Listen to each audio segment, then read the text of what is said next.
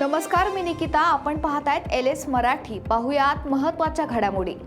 Cockroach जनता पार्टीचे अध्यक्ष अभिजित दिपके आणि प्रधानमंत्री मोदींची अमेरिकेत भेट. दिपके मोदींच्या भेटीचे फोटो माझ्याकडे आहेत. शिवसेना खासदार संजय राऊतांचा खुलासा. इलेक्शनला 4-5 दिवस राहिले असताना नाटक कशासाठी करता? निवडणूक लढवायची असेल तर बाहेर या. हर्षजित देशमुख यांच्यावर यशोमती ठाकूर यांची टीका. पवना धरणग्रस्तांच्या अनेक वर्षांपासून रखडलेल्या पुनर्वसनाच्या प्रश्नांवर महत्त्वपूर्ण बैठक. राधाकृष्ण विखे पाटील, मकरंद जाधव, सुनील शेळके यांच्या उपस्थितीत बैठक. मनमाडचे नगरसेवक मजीद शेखांचं जात प्रमाणपत्र रद्द. नाशिक जात विभागीय पडताळणी समितीचा निर्णयाविरुद्ध हायकोर्टात जाणार. मजीद शेख यांचं वक्तव्य. अहमदाबाद विमान दुर्घटनेला 1 वर्ष पूर्ण, अद्याप अहवाल नाही.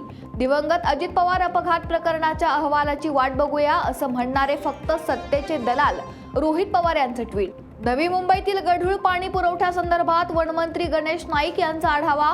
नवी मुंबईचे पाणी चोरणाऱ्यांना शोधा, मनपा आयुक्तांकडे मागणी.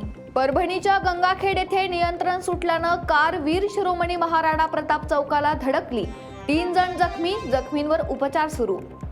पैठण तालुक्यातील पाचोड बस स्थानकात महिलेच्या सतर्कतेमुळे मंगळसूत्र चोरी टळली. घटनेची माहिती मिळताच पाचोड पोलिसांची घटनास्थळी धाव.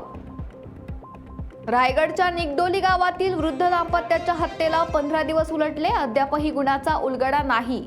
यवतमाळच्या अंजे गावाजवळ अनोळखी इसमाचा मृतदेह, घातपाताची शक्यता व्यक्त. मृताची ओळख पटवण्याचे प्रयत्न सुरू.